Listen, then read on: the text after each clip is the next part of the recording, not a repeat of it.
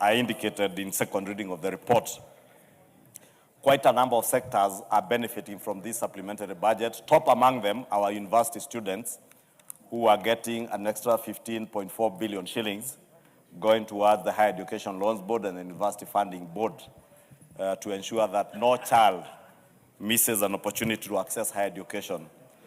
There is also money going to the Primary Healthcare Fund, a lot of money also going to make sure that every Kenyan who accesses a primary health care facility, whether it is public or private, and that facility is enlisted under SHA, and also the patient who is visiting that hospital is registered under SHA, they get primary health care at no cost or at the cost of the taxpayer or the government of Kenya, since that money that is being paid in the Primary Healthcare Fund is going to cater for such bills.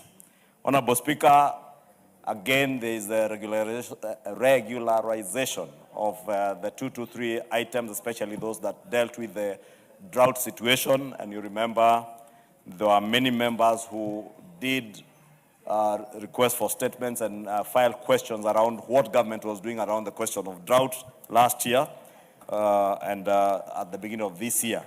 We thank God for the rains, but the rains also have come up with another challenge of floods, and therefore there is need also to have contingency measures around flood mitigation, both in urban and rural areas, to ensure that we do not lose lives. Honorable Speaker, lastly, we must prepare for the aftershocks of the war in the Gulf.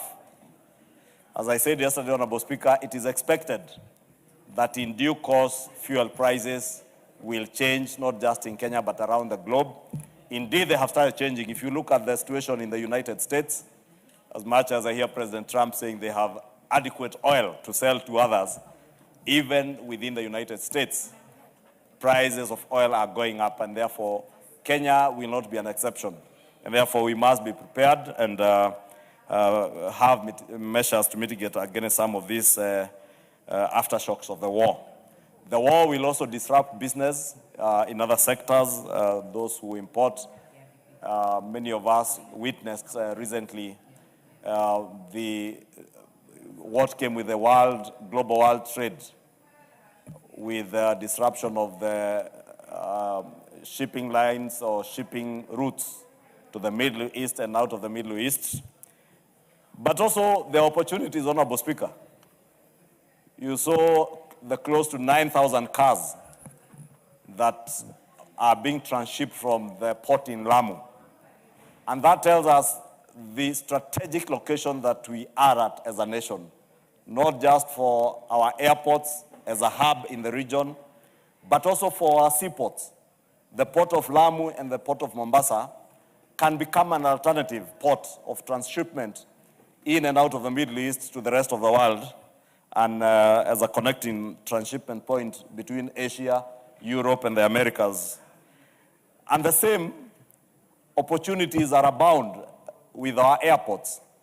And that is why when we enacted the National Infrastructure Fund, which I note yesterday the President did gazette members of the Governing Council, and we look forward to this Governing Council now sitting to begin to recruit members of the board so that this board can become a reality and they can begin work in earnest to make sure that we build a new hub at our airport at JKIA and develop many of our other airports to ensure that this becomes a focal point for global trade and global movement of citizens of the world.